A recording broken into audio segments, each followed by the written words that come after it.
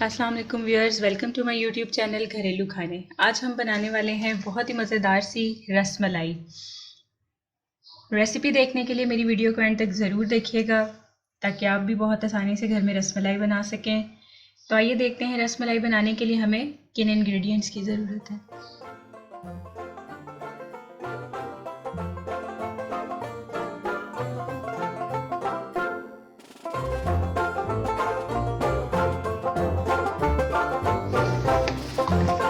जी viewers, तो रसमलाई बनाने के लिए सबसे पहले हमें यहाँ दूध चाहिए। दूध मैंने यहाँ पर 1.5 लीटर लिया है और इसमें हम शामिल करेंगे आधा कप चीनी। चीनी मैं दूध में डाल दूँगी और इसे पकने के लिए हम 15 से 20 मिनट तक के लिए मीडियम आंच पे छोड़ेंगे और आहिस्ता आहिस्ता से हम इसमें चम्मच चलाते जाएंगे ताकि हमारा दूध भी अच्छे से पक जाए और चीनी भी इसमें मिक्स हो जाए। और जब तक हमारा दूध और चीनी पक कर तैयार हो रहा है तो हम अपनी रसमलाई के पेड़े को हम तैयार कर लेते हैं। रसमलाई बनाने के लिए यहाँ हमें 2 से 3 चीज़ों की ज़रूरत है। आज मैं लजीज़ा की रसमलाई बना रही हूँ। इंशाल्लाह बहुत जल्द मैं आपको घर में होममेड बिल्कुल घर की चीज़ों से रसमलाई बनाने की रेसिपी भी शेयर करूँगी। तो आइए यहाँ पर सबसे पहले एक पैकेट रसमलाई लेते हैं हम। एक लजीज़ा रसमलाई का पैकेट जिसे मैंने बाउल में निकाल लिया है। अब हम इसमें डालेंगे 3 से 4 चाय के चम्मच 3 से 4 चाय के चम्मच हम इसमें कुकिंग ऑयल मिलाएंगे। आप चाहें तो इसमें घी भी मिला सकते हैं या मक्खन भी मिला सकते हैं। तो मैंने यहाँ पे 5 चाय के चम्मच कुकिंग ऑयल मिलाया है और 4 खाने के चम्मच भर के मैं इसमें अंडा मिलाऊंगी। अंडे को अच्छी तरह से आप फेंट लें और अब आप इसे चम्मच से अच्छे से सारी टेक्सचर को मिक्स करके इसका आटा गूंद लें। और अगर आपको लगे कि अंडा कम है, आटा गूंदने में मुश्किल है, तो आप चम्मच से आहिस्ता आहिस्ता इसमें अंडा मिलाते जाएं। जी व्यूअर्स, तो इस तरह से हमने चम्मच से पहले इसे मिक्स करने के बाद हाथों से गूंथकर इस तरह से इसकी डो बना ली है। अब हम इसके छोटे छोटे से पेड़े बना देंगे।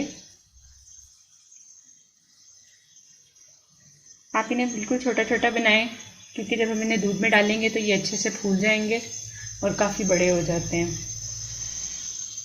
जी व्यूअर्स, देखिए इस तरह से आप पेड़े बनाकर रख लें। साथ साथ आप दूध में चम्मच चलाते जाएं। उससे फुल आंच पे मैं पका रही हूँ ताकि जब तक हमारे पेड़े तैयार हो रहे हैं तब तक दूध भी अच्छे से पक जाए और फिर हम इसमें रसमलाई ऐड करके और अच्छे से इसे पका लेंगे। जी व्यूअर्स, यहाँ पे दूध बहुत अच्छे से गर्म हो गया है। मैंने 1.5 किलो दूध लिया था, ये तकरीबन बिल्कुल आधा रह गया है। यहाँ पर मैंने ली है बिल्कुल फ्रेश मलाई। इस मलाई को हम इसमें ऐड करेंगे और एक बॉयल आने तक इसे अच्छे से पका लेंगे।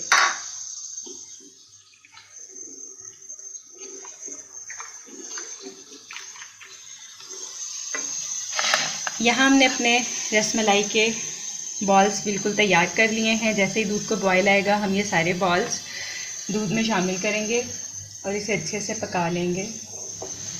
यहाँ एक और बात ये कि आप जैसे ही अपने रसमलाई के बॉल्स बना लेंगे 1-2 मिनट से ज़्यादा आप इसे बिल्कुल भी नहीं रखेंगे क्योंकि जब ये खुश्क होना शुरू हो जाते हैं तो ये अंदर से टूट भी जाते हैं पकाने के दौरान। तो यहाँ दूध को बॉयल आ गया है। हमने जो भी रसमलाई के बॉल्स अपने बनाए हैं हम ये सब के सब इसमें ऐड कर देंगे। अब आप इसमें चम्मच से सिर्फ एक बार इसे हल्का सा फैला देंगे और दोबारा आप इसमें चम्मच नहीं चलाएंगे जब तक कि ये फूल कर ऊपर नहीं आ जाते।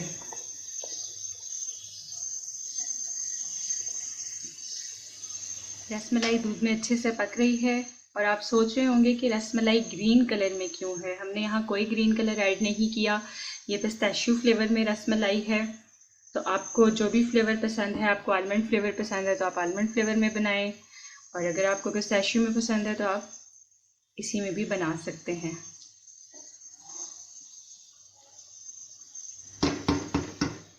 जी व्यूअर्स, आप देख सकते हैं कि ये फूलना शुरू हो गए हैं और ऊपर आ गए हैं। आप बिल्कुल छोटे छोटे बॉल्स बना के इसे दूध में पकाएं क्योंकि ये बहुत ज़्यादा फूल जाते हैं और काफ़ी बड़े हो जाते हैं। और इसे खुले बर्तन में भी बनाएं क्योंकि खुले बर्तन में भी ये ज़्यादा अच्छे से पकते हैं।